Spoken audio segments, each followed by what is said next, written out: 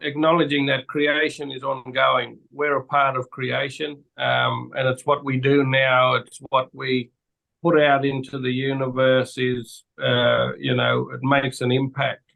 People try and predict the weather, but it's like trying to predict a butterfly fluttering on the other side of the world.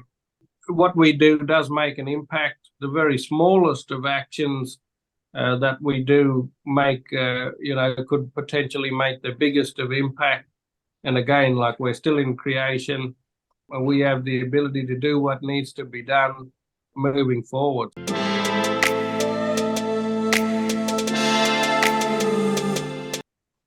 Good day, good morning, everyone.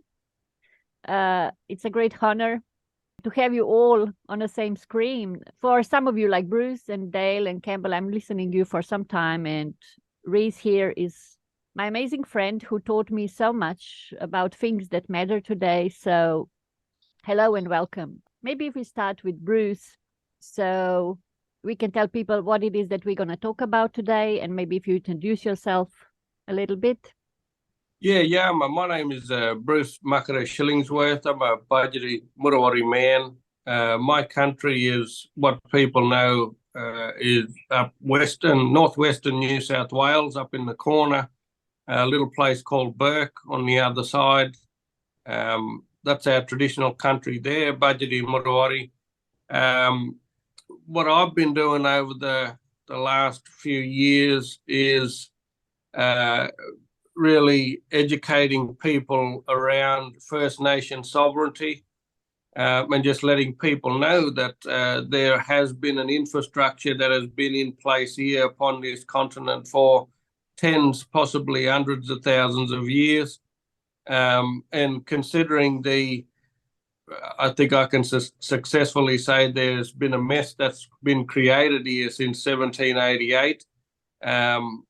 Just educating people on how we can transition across to that, both First Nations and non-Indigenous. And yeah, that's the space I'm in, and looking forward to having this yarn today. Thank you. Very same. How about Reese? A few words about yourself. Yeah, look, I just want to say first, thanks, Bruce, for sharing, man. When I'm listening to you, I'm getting like shivers down my spine, and it sort of says to me, the type of person that you are. I'm just really happy to be on the same screen as all of you, because I have watched a lot of all of your materials. Myself personally, I got in trouble with the law a long time ago, and was in and out of the courtrooms, and through that process I found that there was some weird things going on, and the more I pushed it, basically trying to become a sovereign citizen and remove myself from the government, which now I call the Matrix, I started discovering some just really out there rabbit holes. Basically, I went through that for a process of about 5 years, and have come out the other end a bit more positive about what's happening in the world and where we're heading at the moment.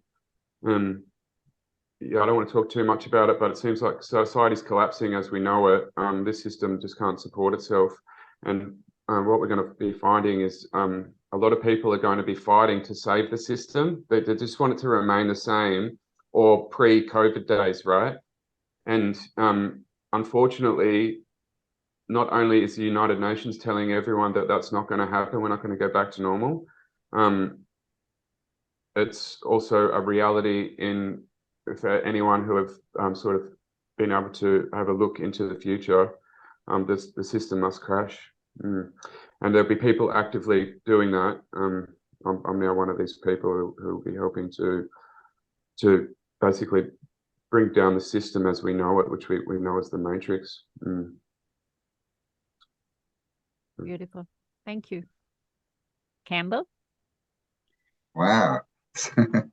Start with a boom there, Reese.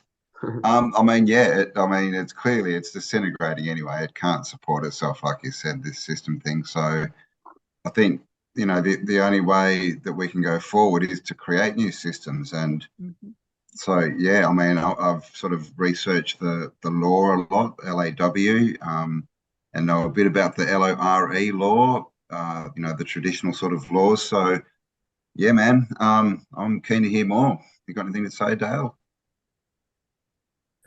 Yeah, do you want me to do an intro or not? I'll just Yes, please, intro. Was I supposed to do an intro? Sorry. yeah. I'm Cambell. This is Dale. Yeah, so I'm former teacher who I got terminated with all the COVID sort of stuff. And yeah, like I've said many times before that like that decision kind of was easy for me because I'd made that decision many years prior to that happening, so I knew that was coming anyway. And I guess my life took a bit of a different trajectory, and that's kind of what I talk a lot about now too, that everything that a lot of people are still following, if you want to talk about the system, is repeating the same patterns of the past. So I kind of took it upon myself to like break, I guess even unconsciously, start to break different patterns.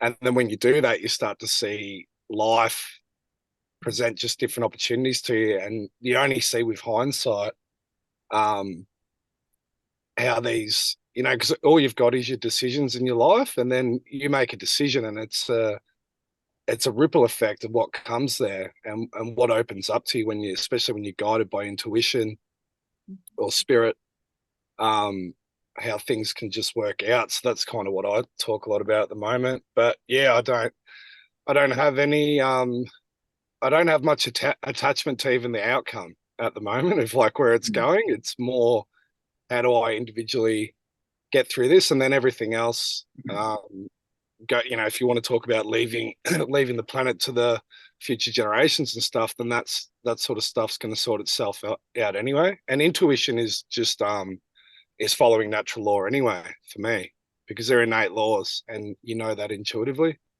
So I don't know if that's an intro, but that's kind of where I'm at the moment. Nice. Do you want me to? Am I supposed to do it? Sorry.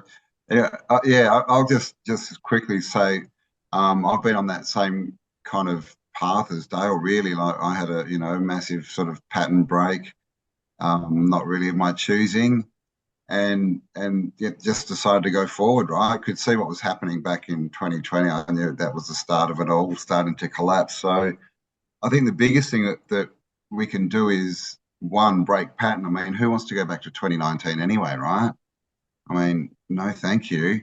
And intent's really big. Like, and that's what we need to sort of do, is get our intention behind these new ideas and get people involved and get the information out there, and not push the info. If people are into it, cool, they're the ones we want. If they're not into it, then we don't need to wake people up anymore. We just need to create these communities of like-minded people with like intent, get the good information and then take action, right? Start walking into the future. And I think that's how it's done.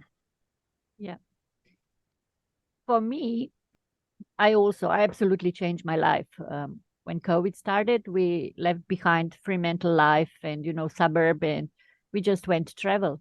And we thought it's going to be for 3 months. Here we are, almost 4 years later, still exploring country, enjoying country. And I found myself on a creative side of things. For me also, I can see it never really worked for me. But as Reese said, going all those rabbit holes, now I know what I don't want, but I think I know what I want. I just want to live a simple life with people within something which I think you all talk about, and Bruce knows a lot about, within natural law. Things could be simple. So that's why, that's another thing, this talk, it's another thing, a little pearl to where I'm heading to. Bruce, do you have anything to say? Yeah, I mean, when you talk about natural law, and that is some of the issue that people are experiencing, is because they've been so programmed and indoctrinated for so long, and generation after generation, it starts to, well, it has now been entrenched so far that people have become removed. And I know some of the topics of discussion, or when we're having discussions, it's very hard and difficult because people have always known one way. And it's really difficult to have a conversation that is alternative to what they've always known. When we talk about natural law, or in my language we call it Jukulpa, we're talking about the ability to connect and sustain ourselves, in regards to the land, the flora, fauna, water, and maintain the ecosystem. Now, there is a purpose to existence for everything. For example, you talk about the burntah, the kangaroo, their role in one of their roles in the ecosystem, because they also hold natural law. People don't understand that, the burntah, they don't eat the green grass. They actually eat the dead grass, and they eat the seeds, and they go out then and they, scatter that throughout the country. And that is their role in rejuvenating the land.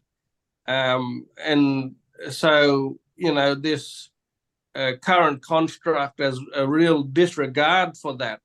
And again, it's about re-educating people around how all of this stuff, or how it all works and operates, in order for us to respect it. And this is not, we don't have a plan B here. We're not on Mars. We can't go to another planet. And it's pointless even going to another planet if we can't sustain and look after what we've already got. So, we've got to get it together. We've got to perfect our roles and responsibilities upon which our very existence, exist here, why we're here. And then we can go the next step. But like First Nations people are one of the best conservationists around the world. The very terminology that was weaponized against us as First Nations people was terra nullius, meaning no man's land under the fact that we didn't cut down trees and we didn't build high rises, or it didn't mean that we were uncivilized. We did have a sophisticated system and infrastructure in place, which is we've got over 360 plus nations across the continent, with 500 different clan groups or family groups within those.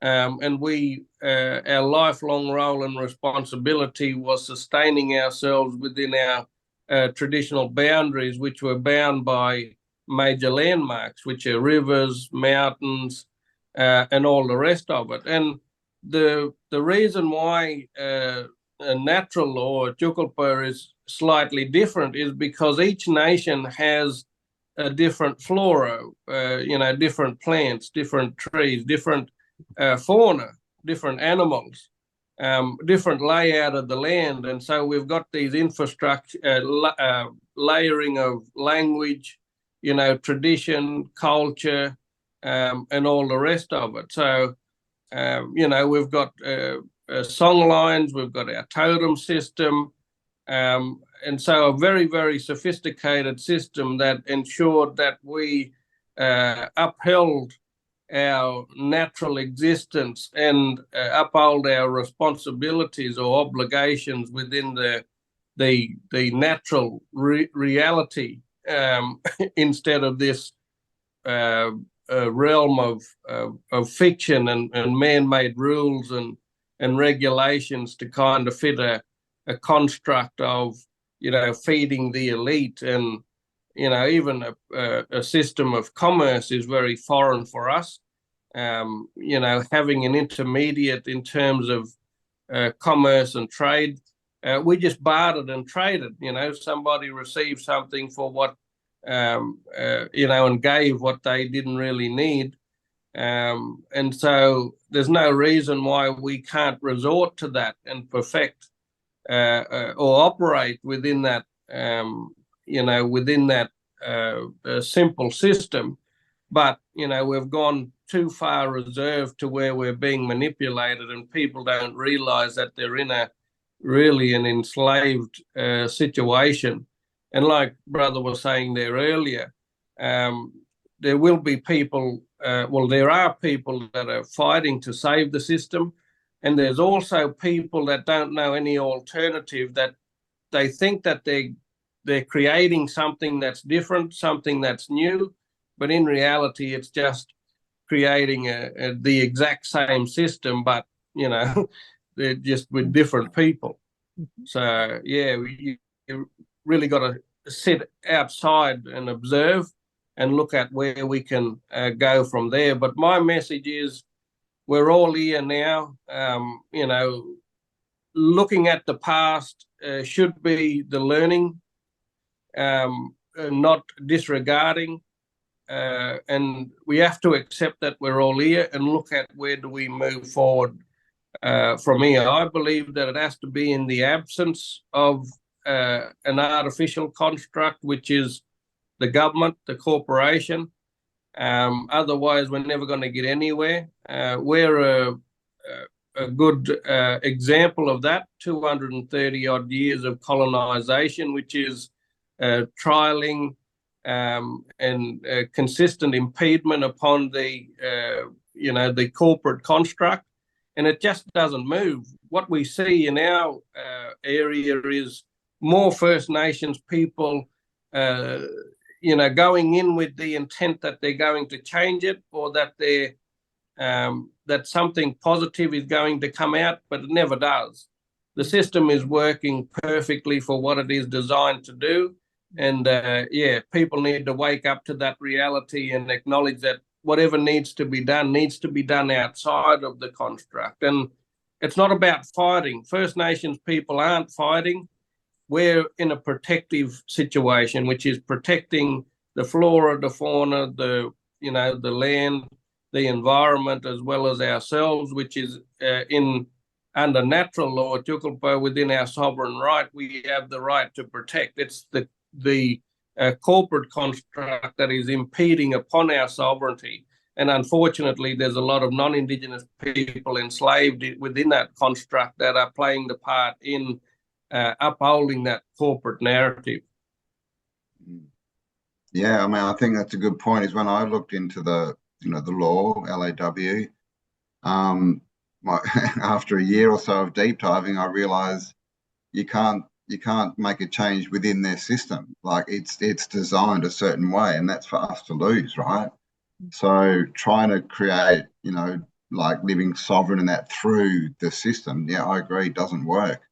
We've got to step outside, because that's the issue, right? Is like you said, they've made us all dead, and it's the fake world that they put on us, and that's what they use to entice people, right? It's all the technology and the mobile phones and this and that and that.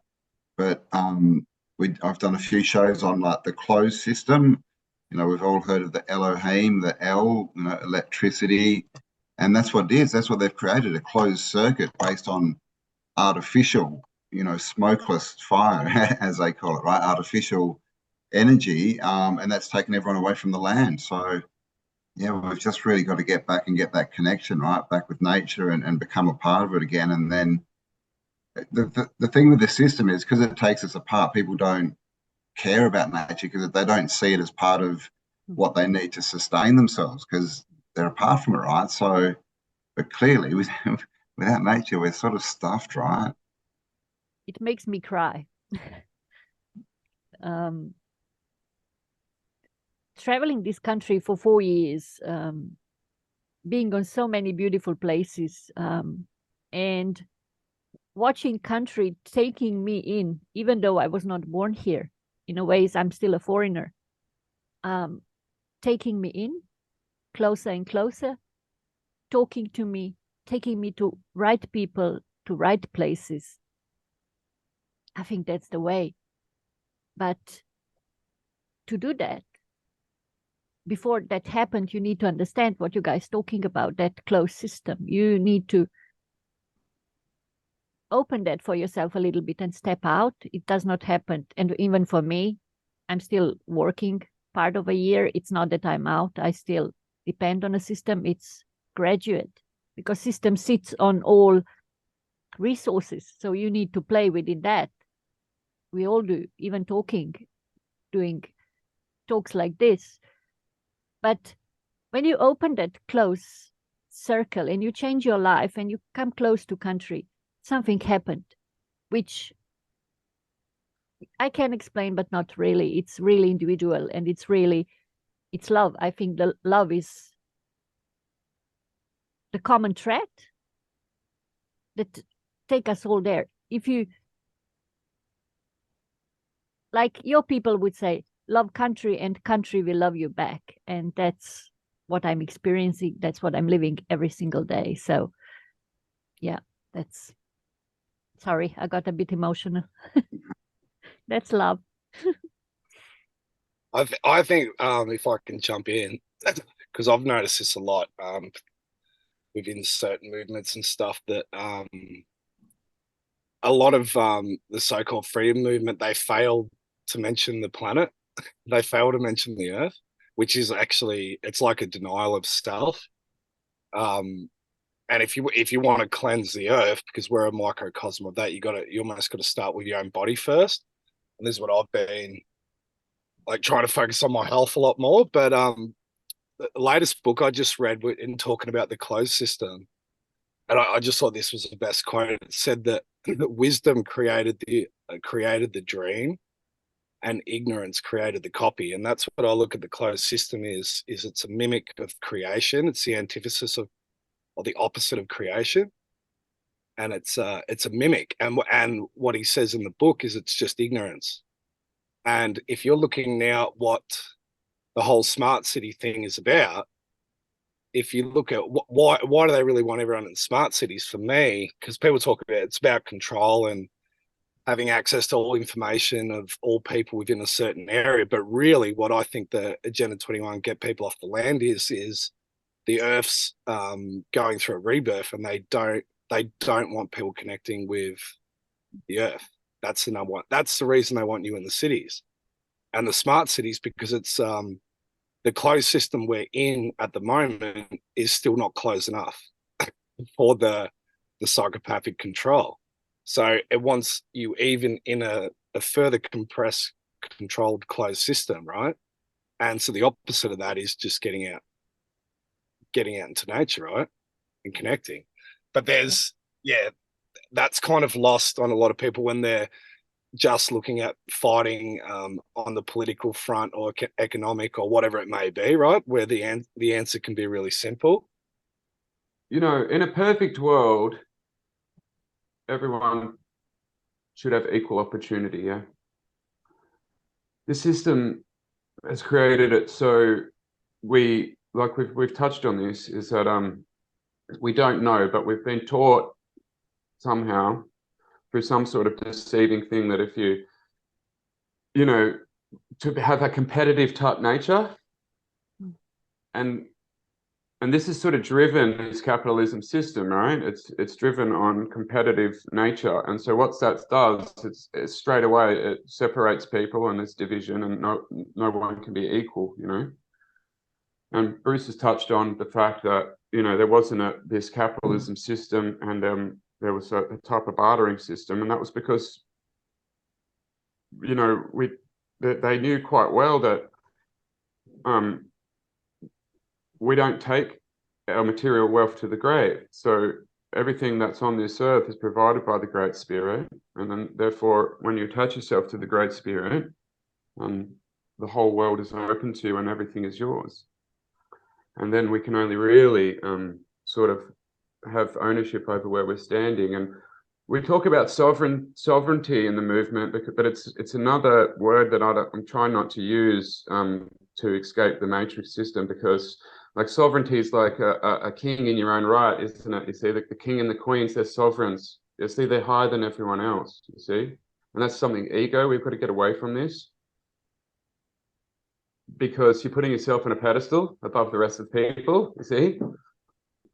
What I'm aware of is that in nature, and when you can attach yourself to the great creator and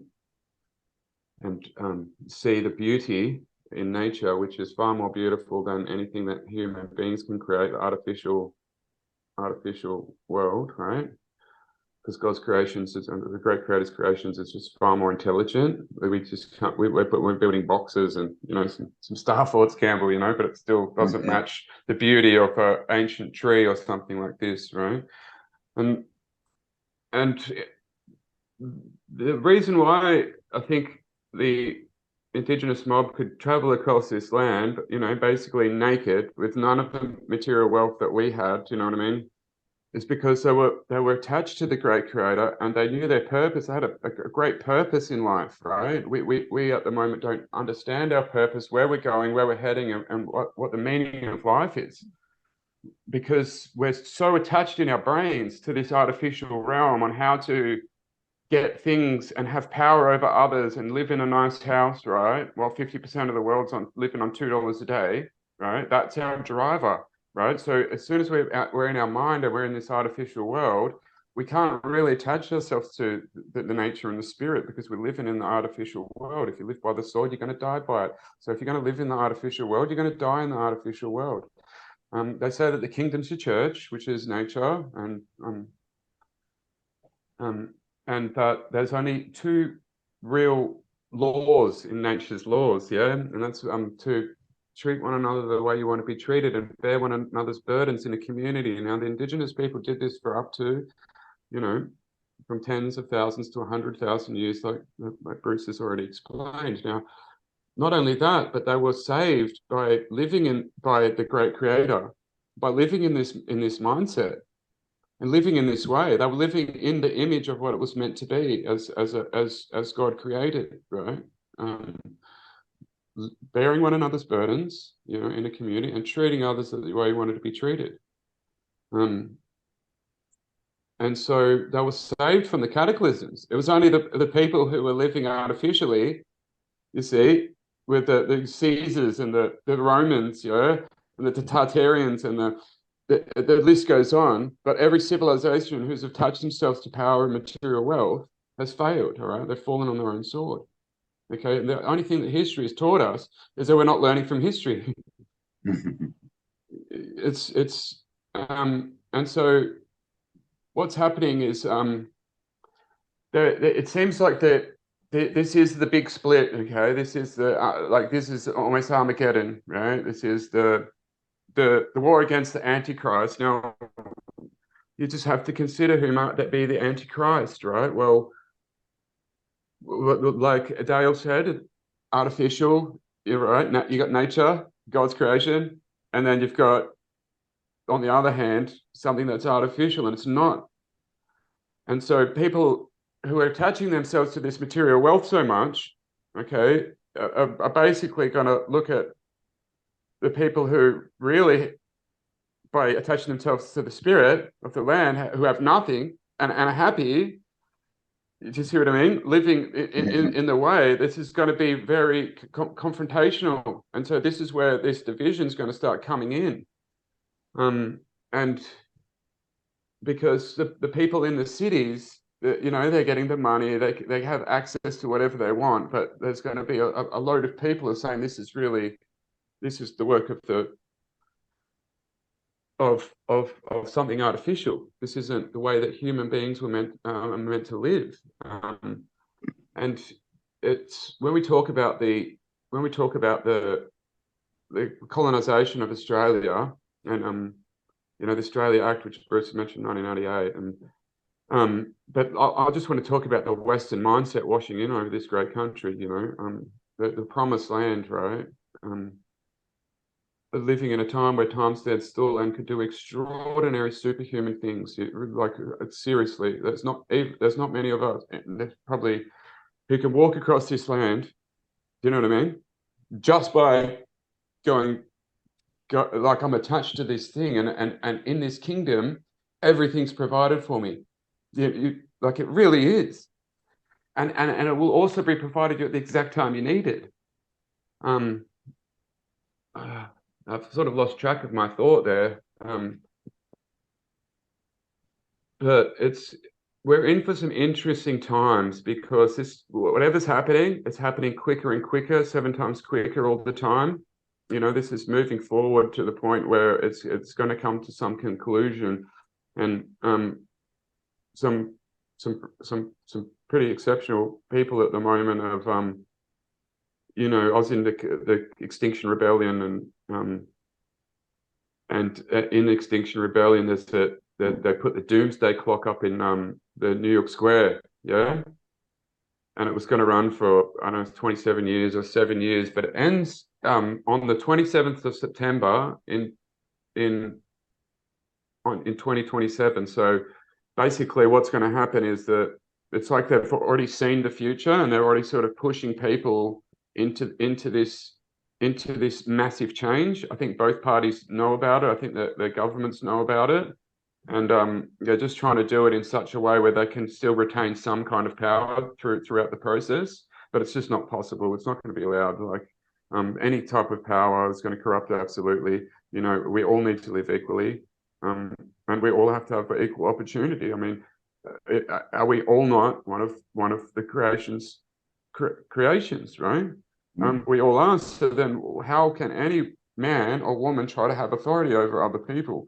It's almost ludicrous, I'm sure there's some people who do bad things and stuff like this, but there were things set up. What I do want to talk about next actually is instinctual thinking, which Dale has touched on. I think Cambell and Bruce have touched on. That's where I was going. Is when what we call the Western civilization, right, came onto this land. They thought they were smart and intelligent. They were so much up in the brain, you see, with all this information that they had, and they thought they're smart and intelligent, where they can go and make weapons and make war and have power over people. This is all information, artificial information, actually, which we've gone through science, and we've stacked our brain with it. And so now we live up here in the brain, yeah, whereas the indigenous mobs and a lot of indigenous tribes around the world, the Indians, the Native Americans, they knew quite well that, that you can also think from your heart. You see, it's a totally different, which is an instinctual thinking.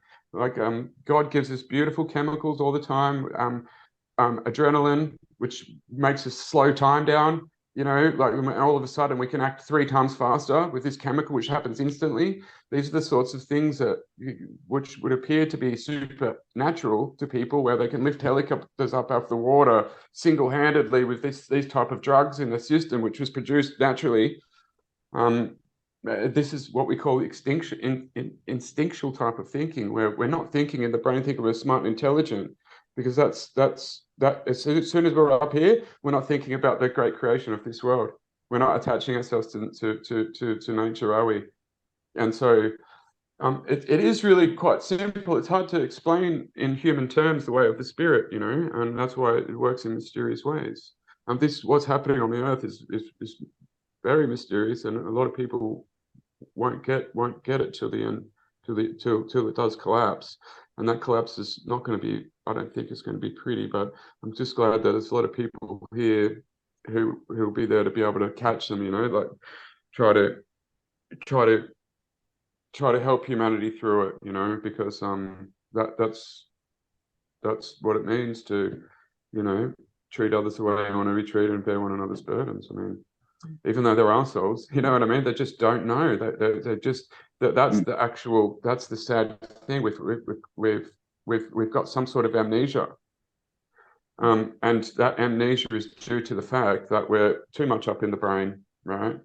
Thinking we're really smarter than someone else, and our opinions matter. Yet we've got 7 billion opinions on the earth, right? Everyone's got a different opinion because we're all up here, right? But if you come down back to the heart, it's only one opinion. It's as it is and as it was intended. Now that I probably could touch more on that, but I'll probably just mute for a second and see if there's any questions. Yeah, well, to me, the brain is a blocker. It's a receiver transmitter, but to me, like, because that's even like, especially a lot of the Eastern religions that got pushed into what they call the New Age now. It's all about the pursuit of consciousness through the brain, which is I've had to, it makes me question like all those. It's almost all the mainstream religions that have this obsession with mind consciousness and leave out the heart. But I've actually got a question for Bruce while he's here.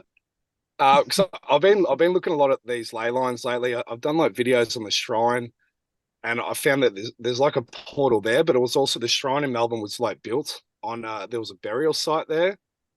And then in Bendigo, where I'm at the moment, I found like the ley lines run along the quartz reefs, and obviously they've been pulling all this gold for a long time out of this area, and the local mobs here they moved them all to Gippsland and to Echuca and stuff in the 1800s, and they slaughtered a lot of them. And up near Mount Franklin. But I wanted to know, Bruce, was I don't know if your mob called them songlines or not, and I just wanted to know, just for my own interest, if the reference to songlines means that there's actually an auditory. There's something auditory that happens within the ley line or the songline. Because I just find interesting why they called songlines. Is that of any relevance to your mob at all?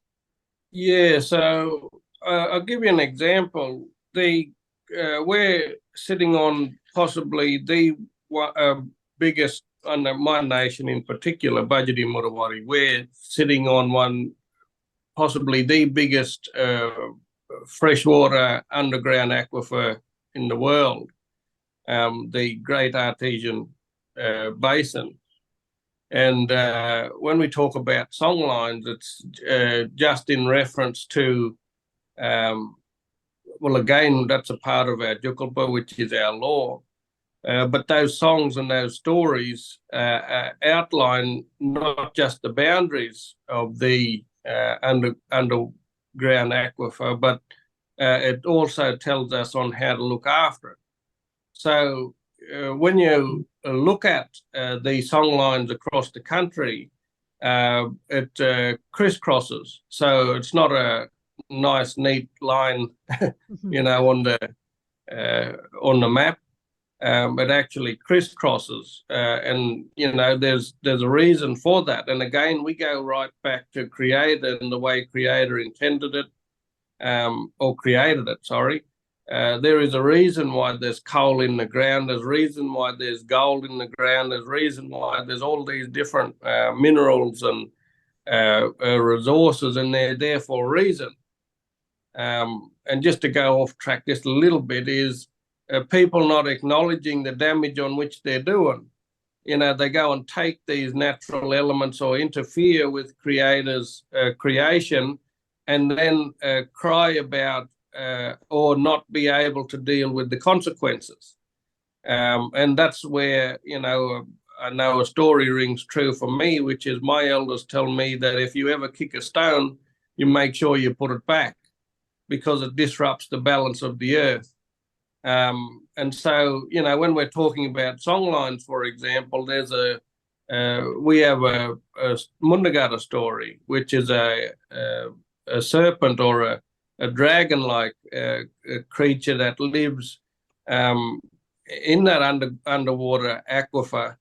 And we've got a water owl, which he comes up and he feeds. And so the story is, where he feeds is animals go there to drink, and they don't return. They go missing, which is metaphorical, or not metaphorical. Sorry, there's actually belief that it's a real entity, a physical entity, the Mundagata, and so our songlines is. It goes even as far up as central Queensland. I'm not sure whether you've heard of the Wagan Jagalingu people or Brother Cody that is standing outside against the Adani mine, the Carmichael mine up in central Queensland.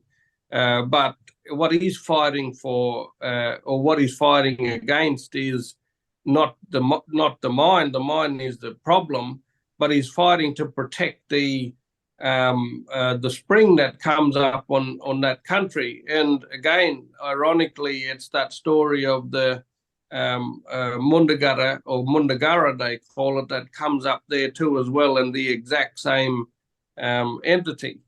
And so again, that maps out, that story of the Mundagara maps out and is a songline to where the boundaries or the aquifers are of, the Great Artesian Basin. And I think I put a post up on social media around how our First Nations mob already knew for tens of thousands of years where the boundaries were. It was basically a map too as well of, where the Artesian Basin boundary was, where the main aquifers kind of, or where the water came to the surface. And so all of that is there. It's just a different way of interpretation, but from our perspective, it's much more clearer, because we can look at a map with lines drawn on it, and, archaeological instruments or whatever, but it still doesn't give us a definitive or the information on how to look after it. And that's the issue. And that's where a law or Chukulpa comes in, is that it also gives us an outline on how to respect it too as well, not just, know that it's there and look at it in its individuality. There's other elements that go along with that. So, yeah, Songlines is also when you walk country, there is a tune. There's a tune to nature. And when we walk country, we metaphorically sing that song, and where something is at a place, then it is our role and responsibility to kind of put it back into place. Whether it's, and burning off goes into this too, the rejuvenation process. So when we travel our country, and, it's our role and responsibility to burn off in certain seasons in order for rejuvenation. And so that would be also an indicator that when we walk the country and there is a need to play our part in the ecosystem, we burn off, and that kind of puts it back into its place, enables or rejuvenates the land, and then we move on. And a lot of that is not done today in comparison to this, capitalist corporate construct.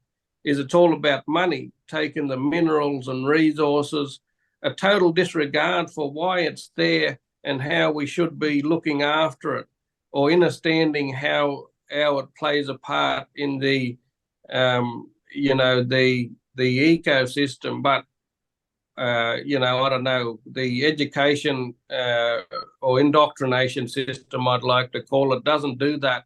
And the expectation to be able to teach this stuff in an indoctrinated setting, it's just not doable. Why? Because, first and foremost, it defies what the interest of corporations or, governments or whatever is about. And that's why it's not currently taught there, and there is a reluctance for it to be taught there. And the other thing is that this needs to be taught on country. It can't be taught in classrooms, otherwise it defies the logic on we should be out there doing the practical. This is not a theoretical thing.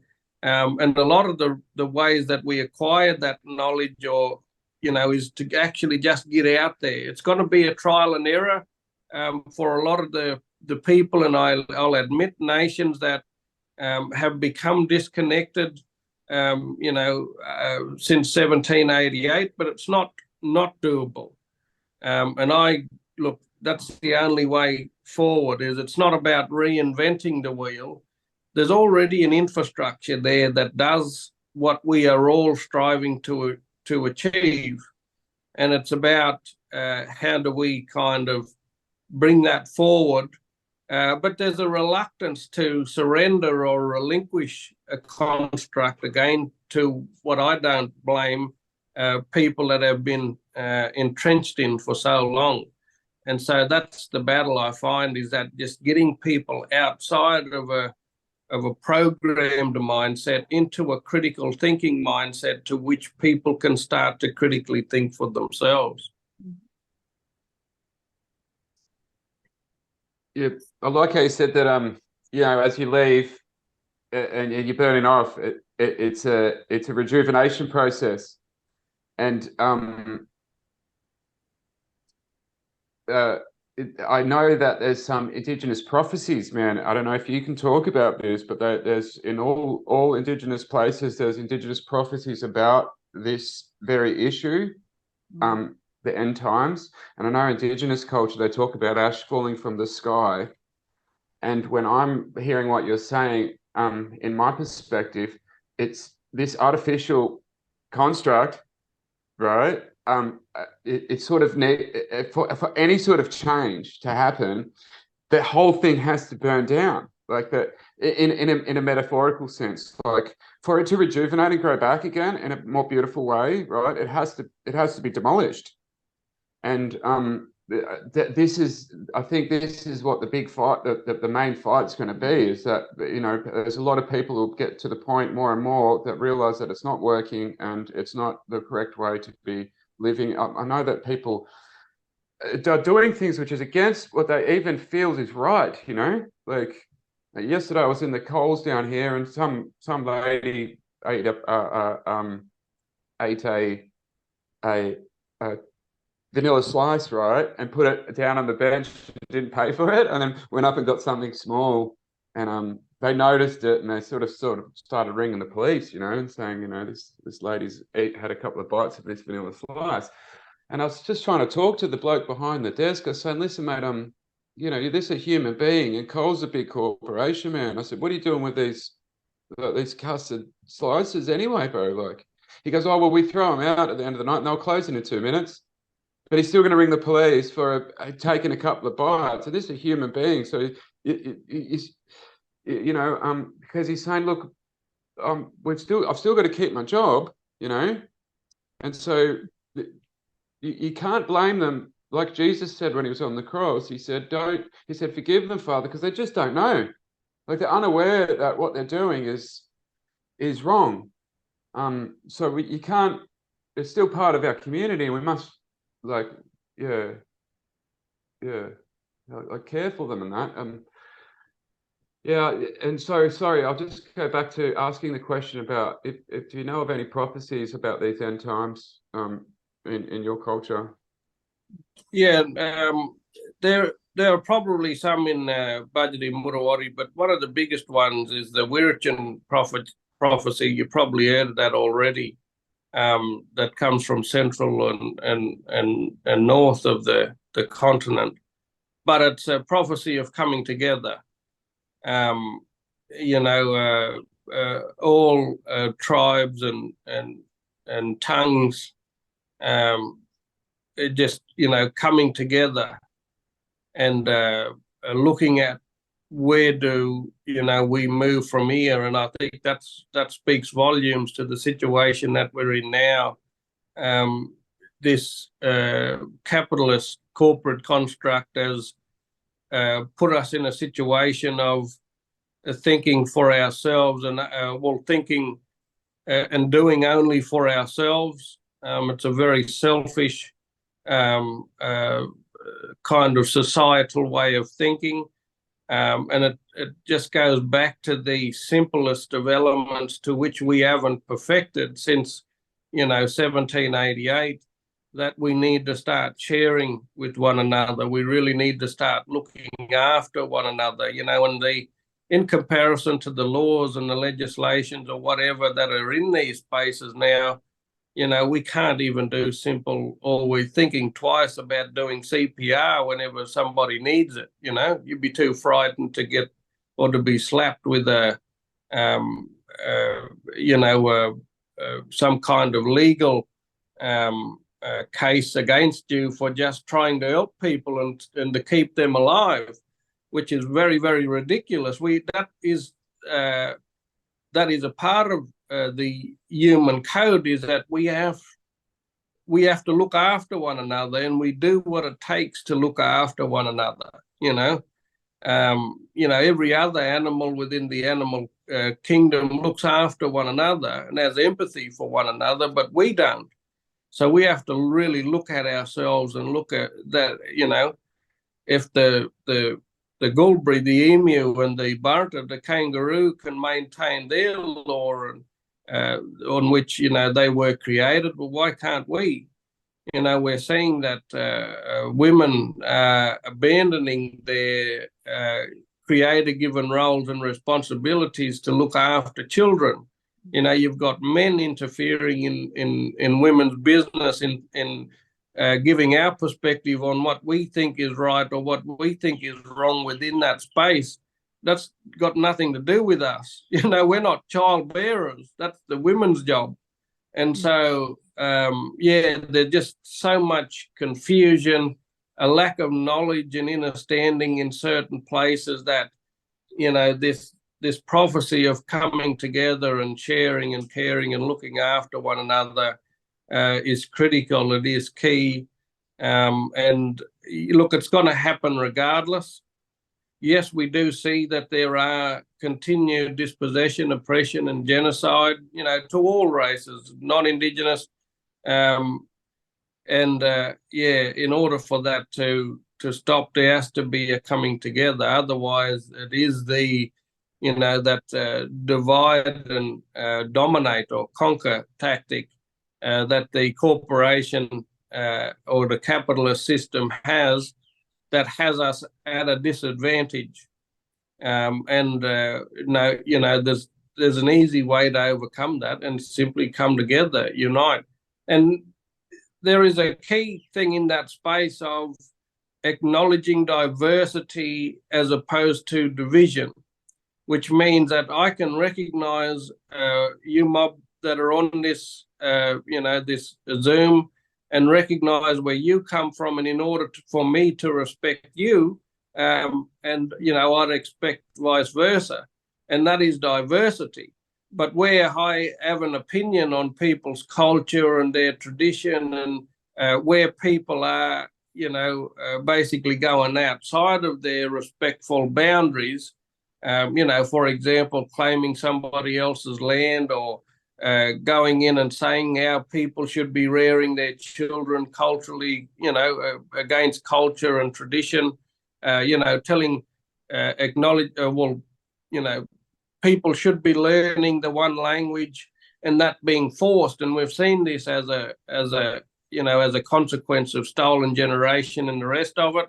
We're talking about the opposite, just flipping that and saying, if we're both going to live here, let me learn your language, and you learn my language, so that we can communicate, look at the boundaries of how we can coexist, and be culturally appropriate and look after one another. And that seems to be hard, and primarily because too many people are, consistently busy turning the cogs on the wheel, or being an hamster on the wheel, in building this artificial infrastructure that is feeding that hierarchical construct. And it's just about, and COVID has been a blessing in jolting this, a jolt as in, people acknowledging that we really in that, so entrenched in a 9-to-5 job and not really spending much time with family. And what COVID has done is really locked them down and forced them to be in the home and to communicate, and by default look at the beauties of, like Sister was saying, love and respect, and all of those kind of things, and that has been a blessing. Like I said, by default, a lot of Indigenous nations across the world have already maintained that village type thinking. But again, you go back to a lot of people that are saying, well, we can't go back to but they are the basics. They are the foundations. And without that, any society is dysfunctional. So it's stripping it back, going back to the bare bones and the bare basics, and then moving from there. And I hope that prophecy, brother, comes sooner rather than later, where we can all sit down and start working that out. And what I see that as is in absence of the construct. So, there's too many people that are wedded to it. They don't have to be. That's not the only way or the highway or the only survival. It's not a survival rafty that we should be clinging on to. There are others. And so, it's about moving and considering and going in that direction too as well.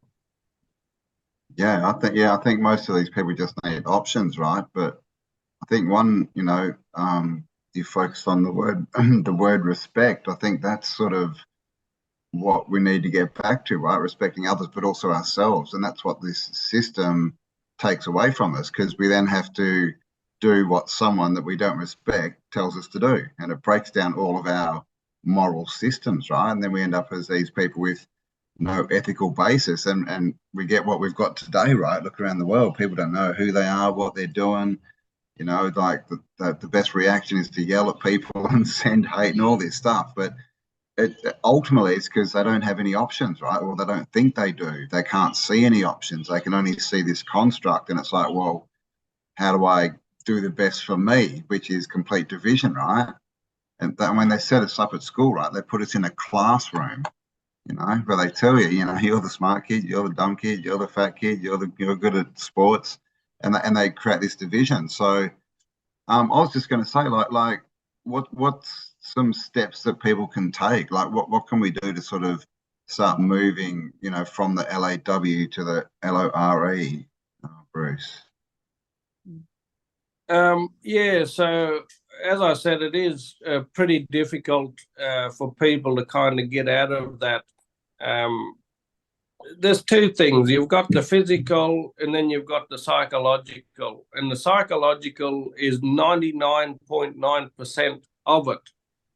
And so if we start to reorient or train our brain, I don't know what this looks like, in science or whatever, but it's connecting different neurological connections that is different from how we're being programmed currently within, this current indoctrinated way.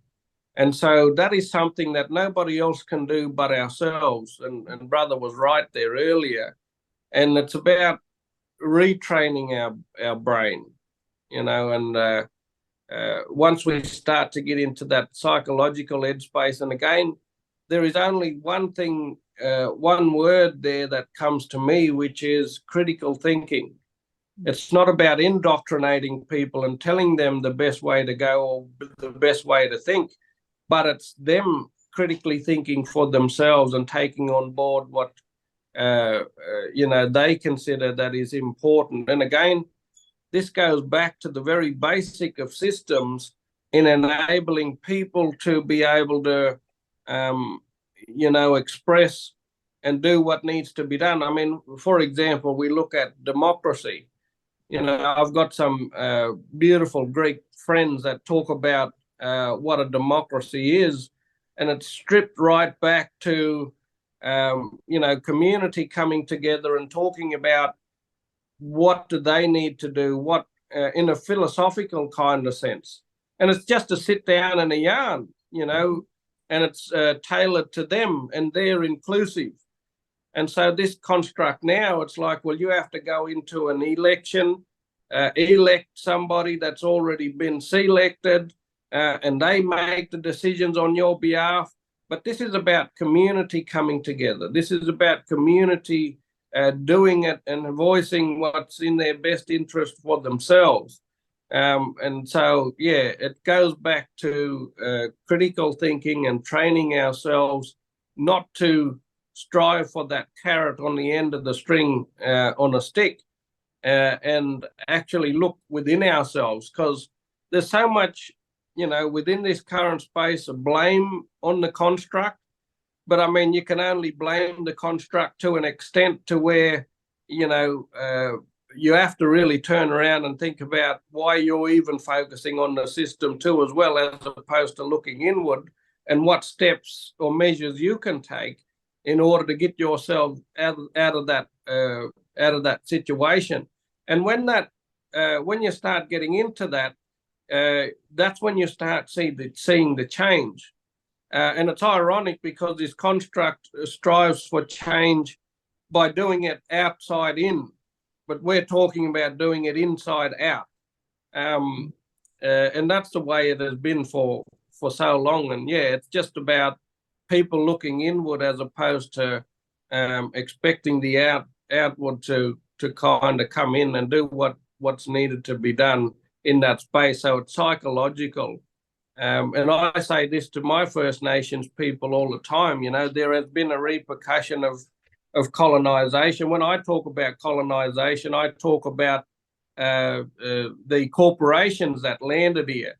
And a lot of non-Indigenous people get defensive in this sense. And yes, there are a lot of First Nations people that have that perception that, you know, white people or, you know, non-Indigenous people are to blame here, but they also have been enslaved. You know, we've had convicts that came here on the ship not by choice.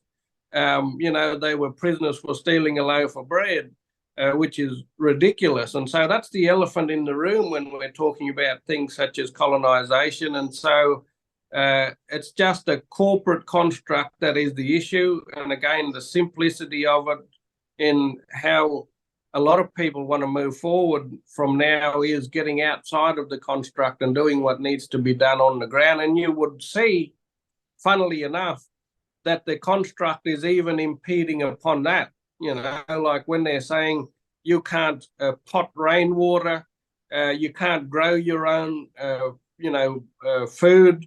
Yeah, that's ridiculous.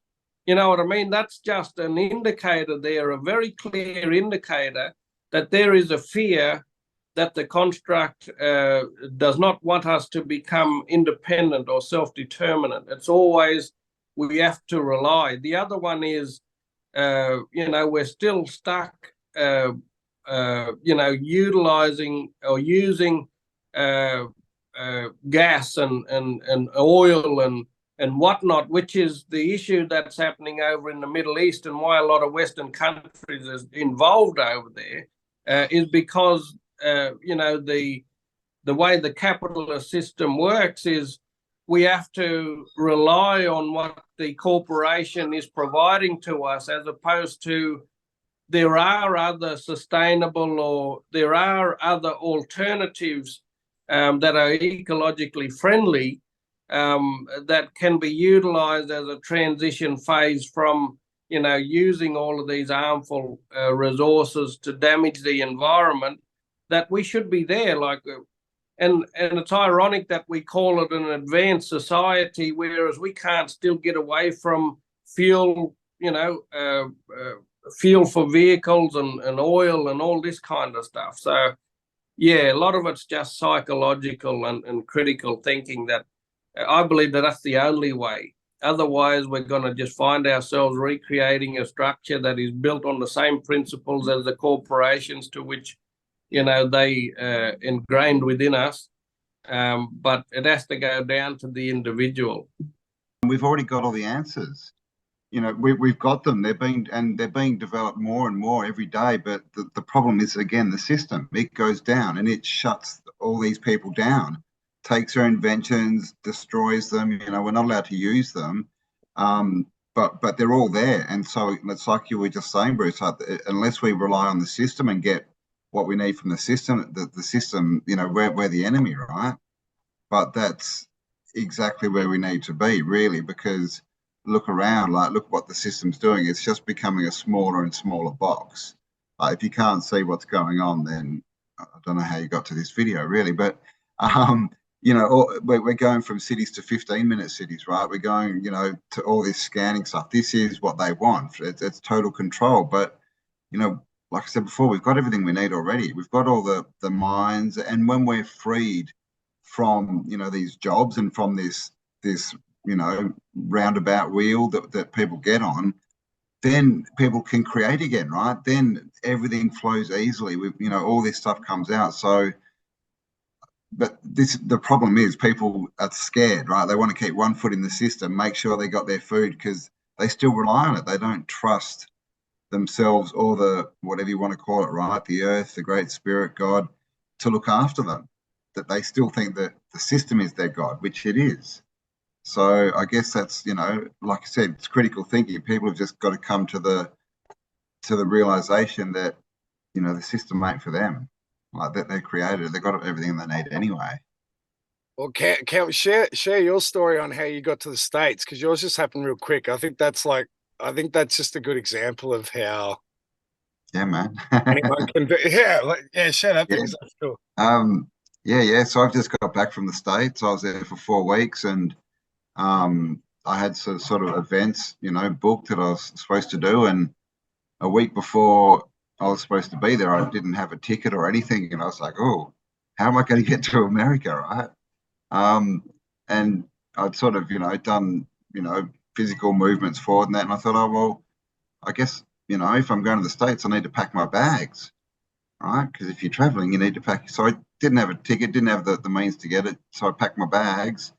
And then within 2 days, like all this stuff happened, had a ticket in my hand, got to America with nothing planned, didn't know what was going on, and got completely looked after for 4 weeks, driven around, put up, fed, met all these amazing people. And it was all just from an intention. So I think that's where everything starts. And we have to trust, we have to trust that it's going to be there for us and then step into it. And that just takes an action in the right direction, right? So, yeah, that's my little story. Yeah, but because to me, it's ignoring all the. I mean, it's not dream fantasy and everything just falls in your lap, right? You'd had taken steps to get there, but that's like for me, like when everyone talks about all the negatives of the system, it's like, well, it's doing what it's meant to do, right? Its job is suppression and control. So forget about what they're doing. They're doing their job exactly how they're meant to do it. That's what they're meant to do. And that's part of this duality. It's once you lose a victim and you say, well, they're doing what they're meant to do. That's the government's job is to control you.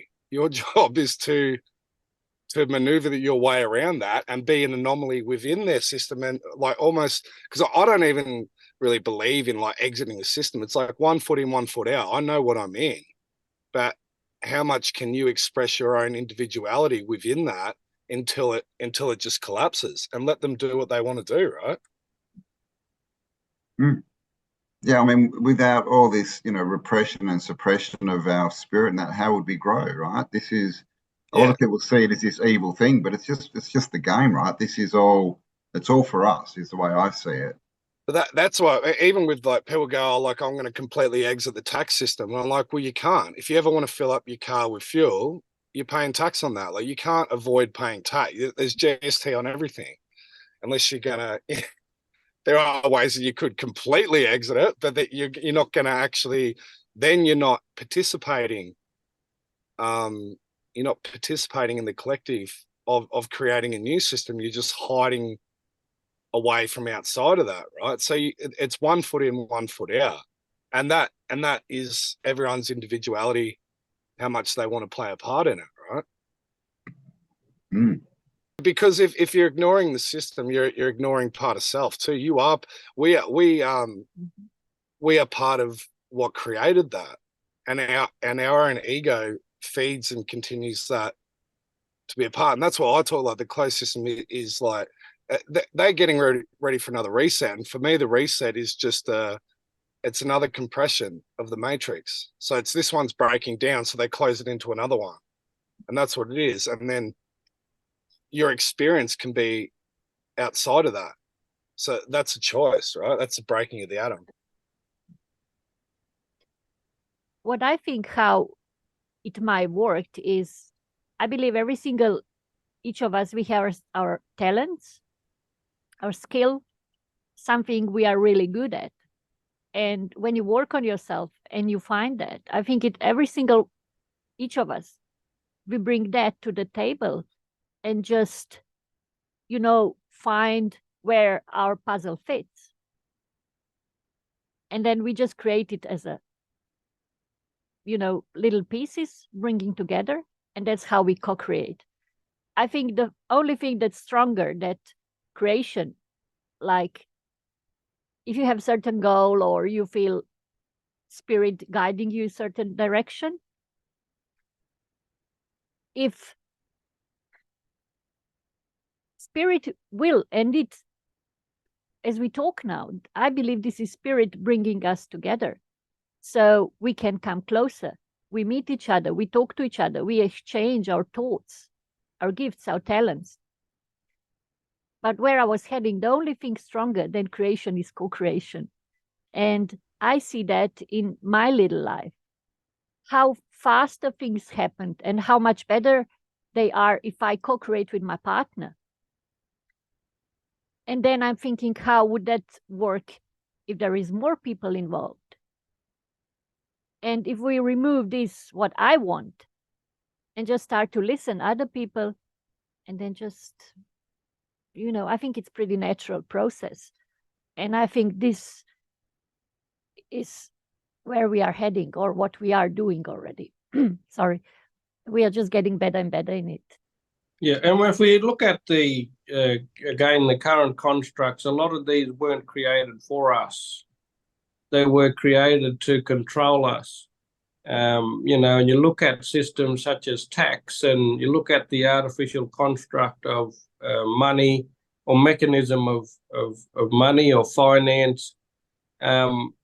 It's all been created to control us. And I think the sooner we can acknowledge and educate and pass on that knowledge or make it freely available for people, and these come from, sitting down with family in your lounge rooms, late in the afternoon when people are relaxing, having those conversations around the dinner table. And again, it's just actively listening. It's not telling people, oh, this is the way it is, one way or the other way. It's actually being a good open listener and being receptive and open to anything. And again, that's what we see as the issue now. And youth, the cohort of youth have a big problem in this space, or experience a big problem that they are being told that it's either one way or the other way by, adults or people that are so ingrained or entrenched within the construct. There's a perception on when they're standing up, wanting to fight for or acknowledging the environment now. They're not looking at it from a law perspective or a Jukulpa perspective. It's because they are looking at what they are to inherit when they grow up and their future generations, which is the earth. We only occupy this earth at this particular time, and it's what we leave to them and in what state we leave it to them that they are concerned about. And that's a legitimate concern. And that is something that we have to take on board, and it should be our primary thing that we have to work around, because if that's a concern for them, it should be a discussion that we should be willing to sit down and to have with them. And again, it's not about using the excuse of a government or a corporation just because they're out there and they're mining or destroying the land. That's not an excuse. It's about what we can do as an individual to put things in place, whether that is being conscious of, what kind of products that we are buying, how we use them, disposal methods, all of those kind of things that we can do as an individual to play our part in, again, back to respecting one another and considering, what's important for others. So there's a lot in there, because I get often the question, where do you think we should go from here? And again, I say, well, look inward. I don't know people's personal circumstances. Assess yourself, make those conscious decisions yourself, be a critical thinker, and contribute to the bigger picture. And by default, it's moving away from, an indoctrinated, enslaved construct. And you look at history too as well. People tend to forget history and not looking at that we've been in a man-made simulated society. And we've seen the rise and fall of societies that have become materialistic, over the past, within a time span of 50,000 years.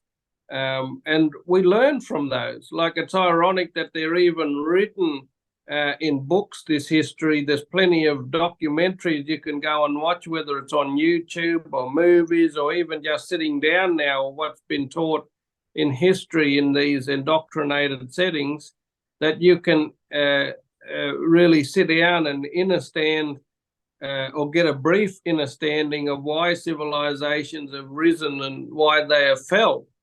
And we're just in one of those very same predicaments that we're seeing a Western construct rise. It had its peak, and now we're seeing it starting to fall. And it's about being proactive in looking at how we can basically transition or deal with these situations and with less casualties. Meaning that people shouldn't be put in impoverished, positions and dying from poverty because we don't have there is a negligence of having the foresight to see that these things are going to happen as a repercussion of even our actions.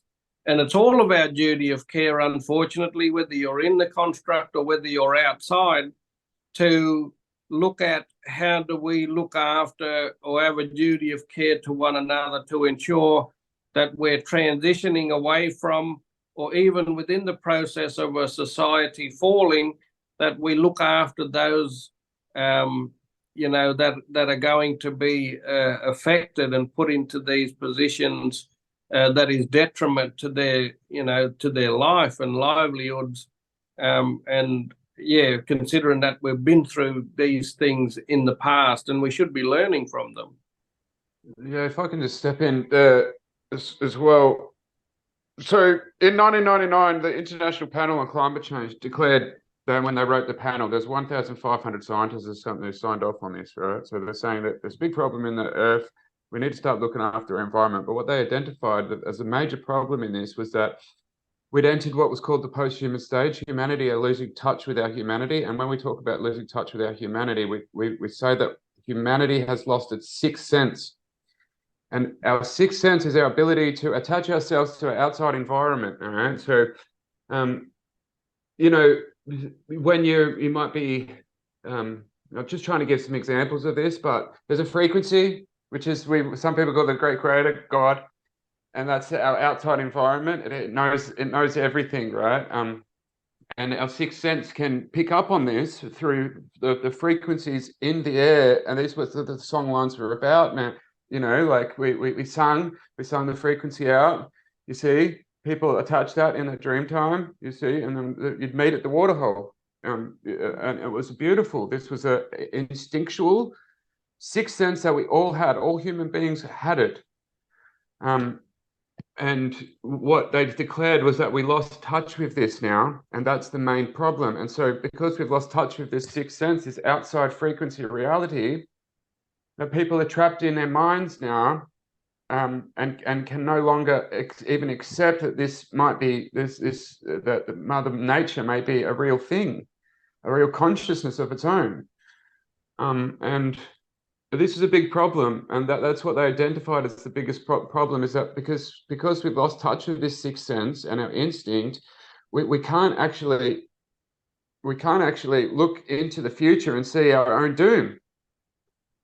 And we're continuing to believe, because this is another thing, because we've talked about a few people touching about having respect for yourself. That's fucking great. Everyone should have respect for yourself and others. But also you have to have the first thing to have respect for yourself is have to have respect for this frequency that's out there, this attachment, because it's the power is so awesome. It's so fundamentally beautiful and complex and awesome that if you could realize it, you will have respect for it, and then you'll know that you are one of its creations, or you've chosen this path, and you start to realize where you are, start to understand your instincts more and attach yourself to this. Now, there is methods through the scientific methods that they've had to try to teach people about, because you try to talk to people that got the Great Spirit, God, they just switch off, you know what I mean? They're like, science doesn't, do you know what I mean? And science hasn't proven that, so it can't be true. They're trapped in their mind. They've never felt it for themselves or recognized it. So this is what they declared as the major problem. It wasn't CO2 in the atmosphere. It's that the people have been trapped in their minds so much and indoctrinated so much that they've lost touch with their sixth sense, which is attachment to spirit, which means they have no respect for the spirit. So you're never going to have respect for yourself or others, and you're going to make decisions based on rational thought, which is always going to be wrong. It can never be. It can't be right when you're thinking artificially, you know, and with outside your attachment to the outside frequency, which is beautiful. You know, your decisions are going to be wrong. If you're going to rationalize it, should it be this, should it be that, and how far is it to the sun, and, you know, physics, and let's bring in all this other stuff. Well, the creator always had the answers. You know, it's only just been worked out in the last, our generation, actually, that in the Bible, the breastplate that Solomon wore with the 12 stones on it, those 12 stones weren't the prettiest stones. They weren't diamonds and emeralds and all these things, right? They were normal stones. Now, they've discovered that the stones either have two properties, are isotropic or asotropic. I forget the language of it, right? But what they discovered was that when you shine a pure light onto a diamond in a dark room, it disappears. When you shine a light on a ruby in a dark room, it disappears. Yet these other sorts of stones, when you shine a light on them in a dark room, they create rainbows. Okay, so this is, and they were all on the 12 of them were on the breastplate of Solomon. It's only science today has only worked this out. The Creator knew, and he told John to write it down in Revelations. So that's when we get to this point, science will know that, hang on a second, how did John know about this? How did they know about the Pleiades stars, right? And these star systems that we couldn't see with telescopes? It's because the spirits told them. There's also the talk about the 144,000. Yeah, we've only just discovered that what the 144,000 is that they're talking about in the Bible. There's a metaphorical story like the songlines and the stories that go through generations. It wasn't meant to be taken literally, but everyone's trapped in their minds taking these stories literally and not being able to feel the frequency attached to the metaphorical story. Well, we've just discovered that the 144,000, which is God's elect, talked about in the Bible, we've just discovered there's two strands of DNA, 72,000 on one side, 72,000 on the other side, one from your mum, one from your dad, and they curl up and they create 144,000. Inside these pairs, okay, of DNA strands, there's proteins and these pairs, and that in between those they spell God's name. It's Yad-Hey Vod-Hey. It's God's signatures in everything here. You know, you only have to look at it in nature and you see God, right? And so having a respect for this is I think what people are lacking. And so there is a method actually to get in touch with this again. It's cold bath showers, right? Because what we've got to do, guys, we've got to master our mind. And to master your mind, you've got to get out of it. It's antithesis, right? So when they meditate, they're talking in all their languages. Even Jesus talked about this. It's not thinking. It's right, getting your brain to a point where you're on an equal plane of not thinking. You see what I mean? That it's a beautiful place to be, isn't it? It feels like you're in heaven when you're not thinking, because when you're thinking, you're suffering, man. But when you're not thinking and you're in this place, it feels like heaven because you're attaching yourself to the creation. And so there is a method at the moment. I don't know if any of you have heard of Wim Hof, the breathing, Wim Hof, the German guy. Yeah, okay, well, he holds 27 Guinness Book of Records at the moment for discovering this. They gave him a Peace Prize for discovering this method of breathing, which has been talked about also in all the meditative experiences.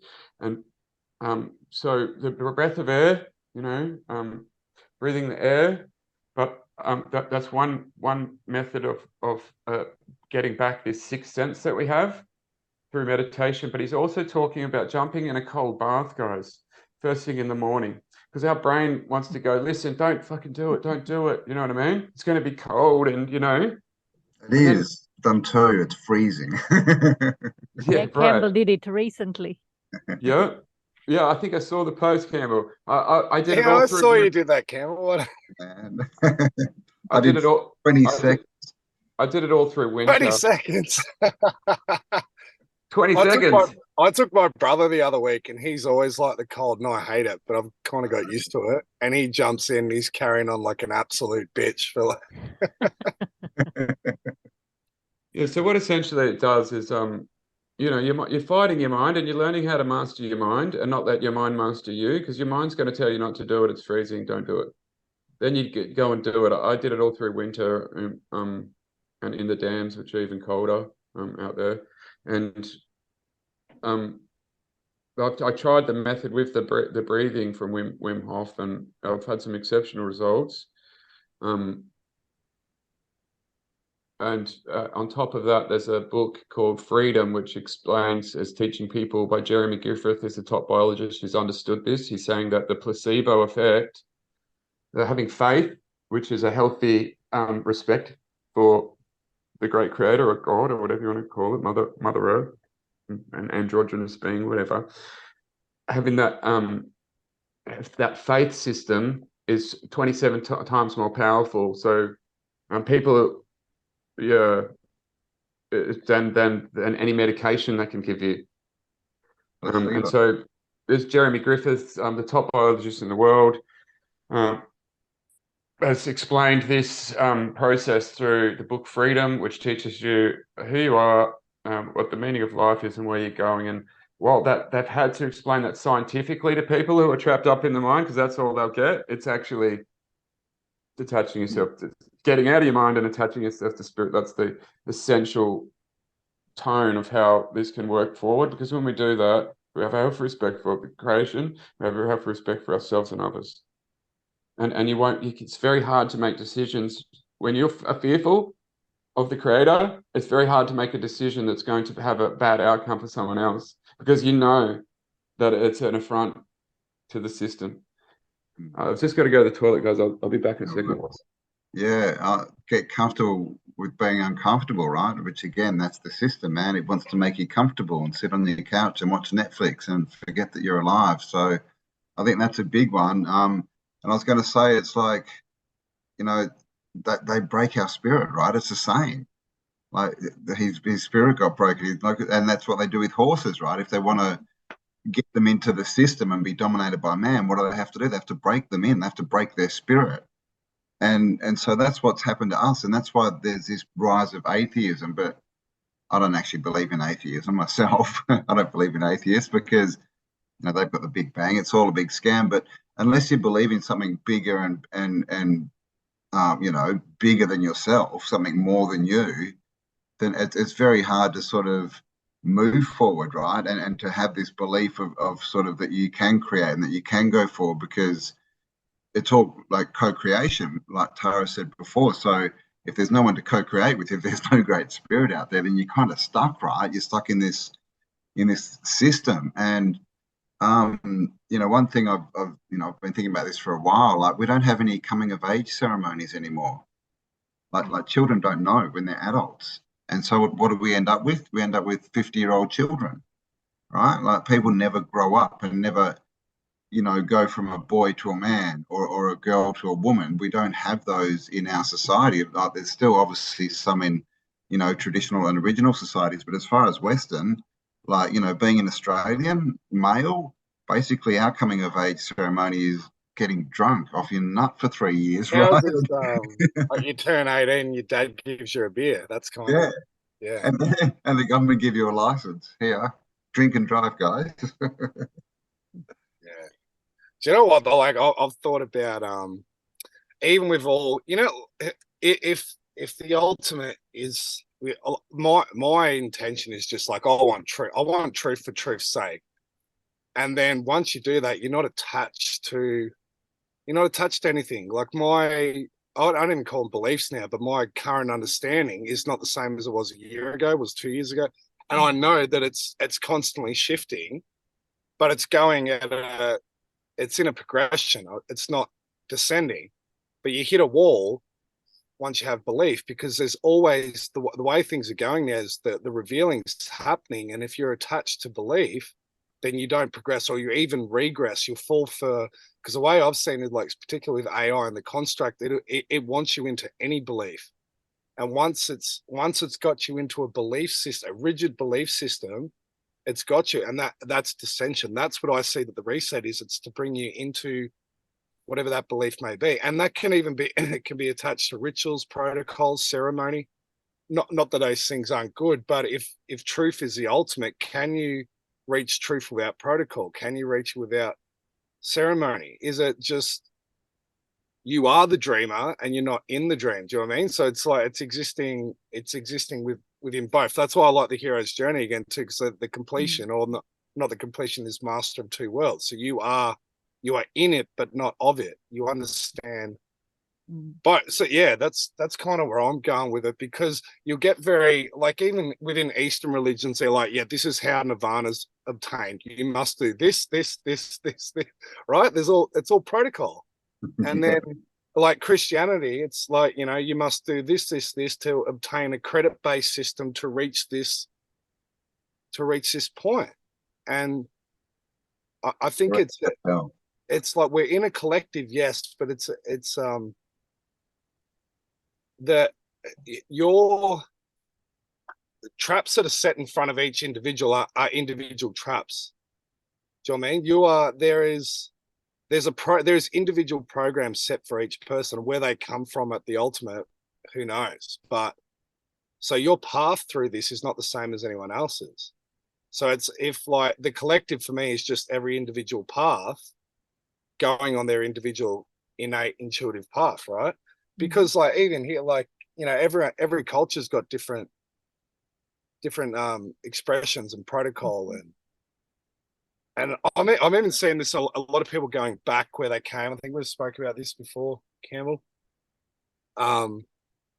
which is really bizarre. There's like a lot of movement of people all around the world going to different locations, people going back home.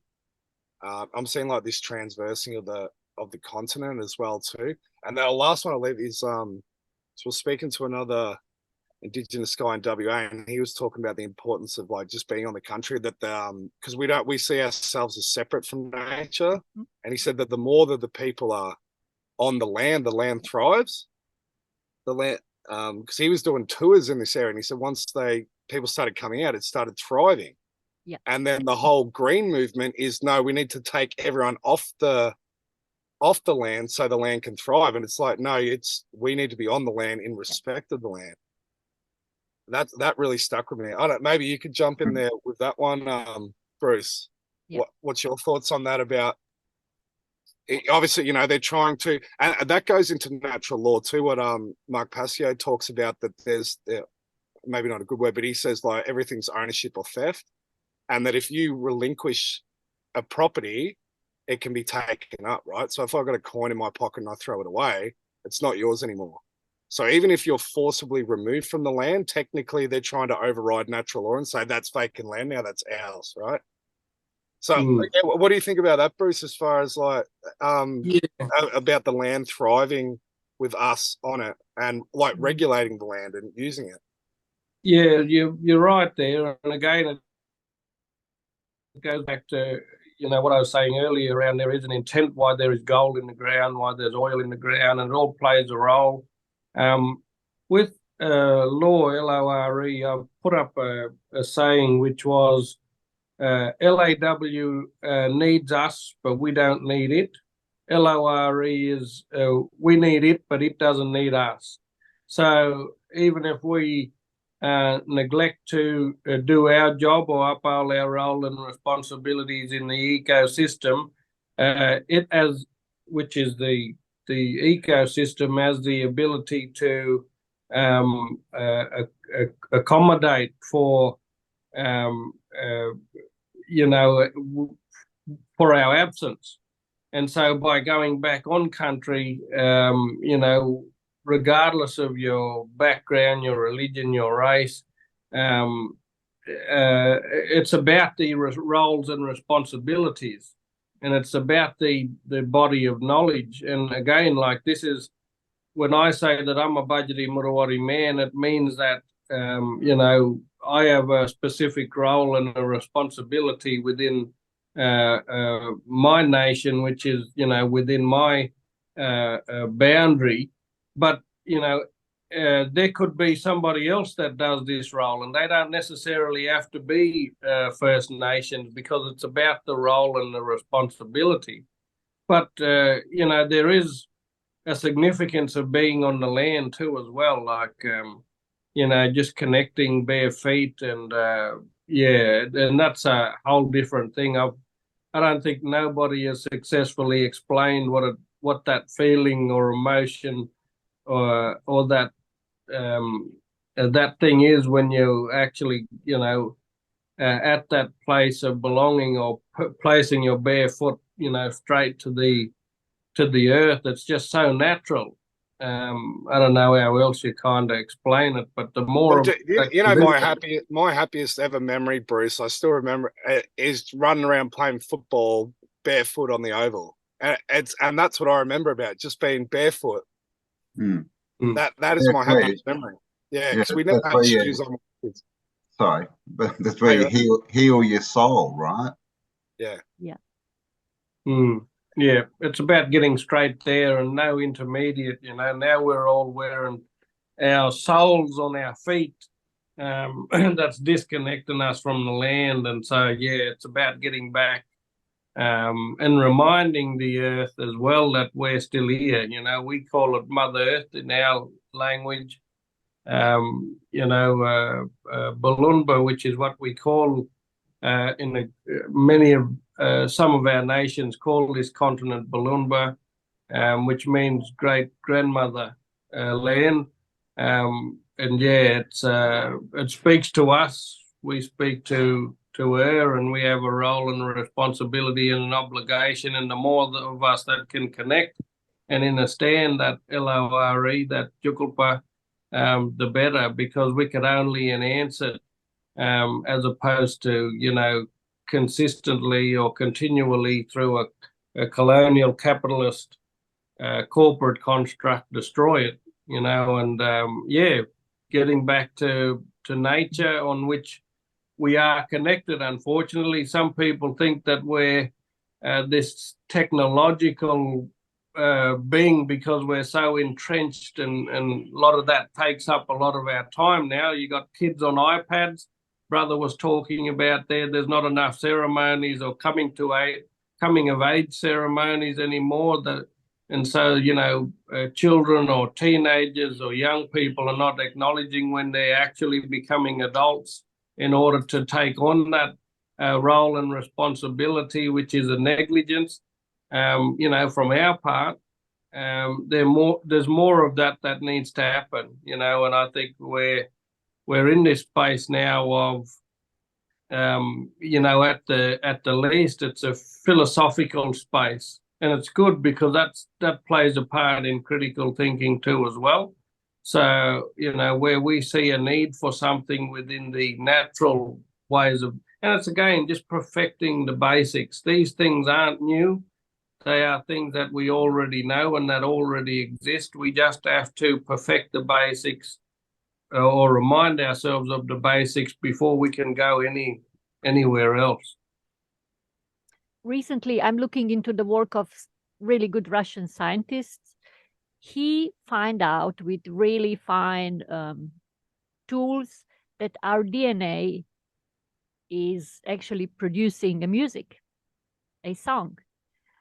And it's so good to see how different cultures, different parts of the world coming to same conclusions.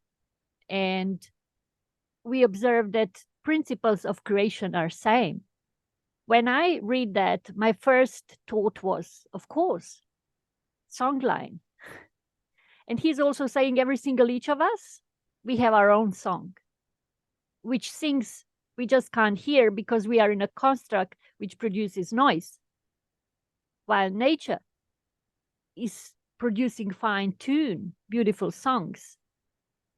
And here we have, as I said before, songlines.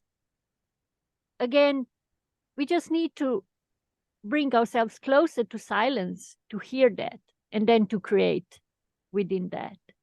And also, I saw recently the picture, again, they did it with really fine microscope, that's what they say, I don't know, of a cell. And looking into indigenous art, same thing. How did they know back then? Just the very picture you, Bruce, have behind you, there are elements of cell. What a fine tool. You know, without any instruments, without digging out iron or whatever it's needed to produce that technology. Obviously, it's here, sleeping within us all. I mean, what a great piece of technology we are. We can zoom in, we can zoom out, we can see smaller, we can see greater picture. And one thing I came across recently, beautiful sentence, all the creeks and all the animals and all the mountains and everything was sung into existence. Somebody sang them into existence. That's one of the most beautiful things I ever heard. Yeah, in the beginning was the word, the sound, the And vibration, here, right? yeah. And And we live what's in the different? universe, Yeah. the one song. Yeah. And what's the difference for me? Sound and song. Song has a story. Sound can be beautiful, Nice. but song has a story. Mm. Is that right? It has. Yeah. Yeah, because it's like you want to fast forward to the end of a song to hear the best bit. Like you don't hear the whole song. You don't know the story. Yeah. Right. It's just like one note is not the song. It's just a sound. Yeah, man, for sure.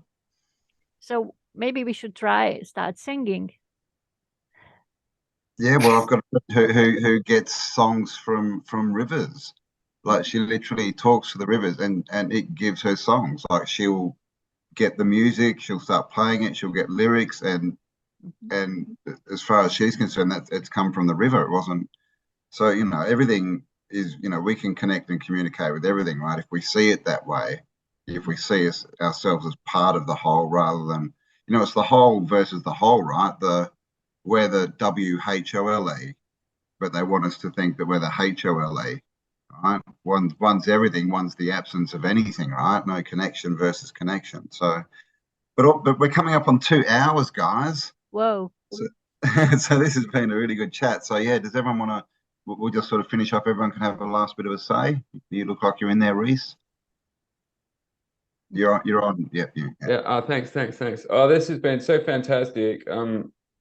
It's great that we did end up touching on these songlines and everything, because I think, Dale, are you coming to Bosnia? Yeah, we're gonna say. Hope so. Oh man. Hopefully, bro. Hopefully, just pack your bags, right? Just start packing your bags now, maybe. Yeah, I'm same position as Cambell. I'm like, well, it's too much. So, look, I wish we could touch on this a bit more. I have a friend here actually who's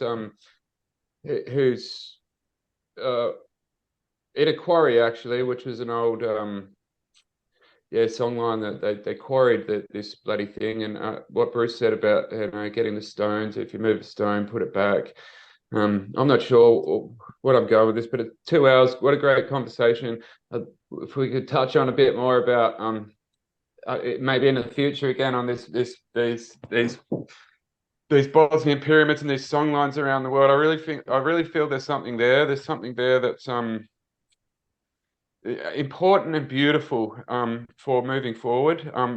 We have amnesia and we don't know how to use these things as well as we did in the past, but I really feel that when we can attach ourselves to our spirit, the answers are going to come, because it's sort of already happened. We've already won the war, sort of thing. It's just we've got to. So thanks for listening to me, and I've really enjoyed my time with all of you. Thank you so much. cheers, Race. I'll just say, as we've just bringing up Bosnia, because I mentioned before, like, going back to places you've been. Because I did go there. I went there in 29. I didn't go in. I was in Sarajevo for a while, and I actually went out there. And with the songlines too, this is what I've been noticing last few months after a good friend was teaching me that you actually can see them. And I've gone to a spot out here and I've found some of the lines. You can actually see them in nature where the trees will bend. A lot of things don't grow around them. And this is where they used to have borer rings and stuff like that, where the lines actually intersect into the middle. So I just wanted to just mention that one. And I'm going to go check out, there's another sacred site in Guildford. I'm going to go there today because I know there's a spot there. I just want to go there to see if I can see them. But yeah, thanks for having me, Tara. And yeah, nice to meet you, Reese and Buddy. So yeah, cheers. All right, I'll just say, yeah, man, awesome. Good to see you all again. Nice to meet you, Bruce. And you know, if anyone wants, if we want to do it again, you know, I think because we've sort of talked a lot about what the issues are, but might be good to have another chat where we can talk about more, you know, how we go forward and what's going in and just starting this creation process. So if you guys are into it, I'm up for it. But yeah, cheers all. Enjoy Perth, man. Yeah, thanks. Yeah, all I'd like to say is, acknowledging that creation is ongoing. We're a part of creation, and it's what we do now. It's what we put out into the universe is, you know, it makes an impact. You know, the weather channels or, you know, people try and predict the weather, but it's like trying to predict a butterfly floating, you know, fluttering on the other side of the world. What we do does make an impact. The very smallest of actions that we do make, you know, could potentially make the biggest of impact. And again, like, we're still in creation, and we have the ability to do what needs to be done moving forward. So yeah, I thank you brothers and Sister Tara for having us on the discussion. Very much, enjoyed the conversation and took a lot away from it. So thanks very much. Cheers, Bruce. Thank you, Bruce, and everyone for joining me. I would like to conclude with the thought. I asked Reese the other day, would you like to talk with Bruce? And his response was, oh, I put frequency 2 years ago out there to speak with him. And here we are. There you go. It's like Cambell packing his bags. Same thing. Exactly. That's it. And for me, as I said before, I was not born in Australia. I came here in my mature age as already developed personality. And, you know, when you came to Australia as an immigrant, different culture and everything, that survival is, you know, get to that citizenship. But I knew from very beginning, all right, I'll get to that passport, but I need to be accepted by Indigenous people. I will not find peace on this land till I do not connect for real. And it happened for me with a beautiful elder in Perth. I sat by her feet and just put my head on her. She's on a wheelchair. She really has health issues. And she took my head on her lap and, you know, she's telling stories and I just cried and cried and cried. And that was the moment when I knew I was accepted. You know, I can find my home here. And even though I'm from different culture and we are all Indigenous, our grandparents, they were Indigenous also in some other land. But we all are run same principles. We all have same cells. Everything we talks about, it's about all of us. Doesn't matter where we're coming from.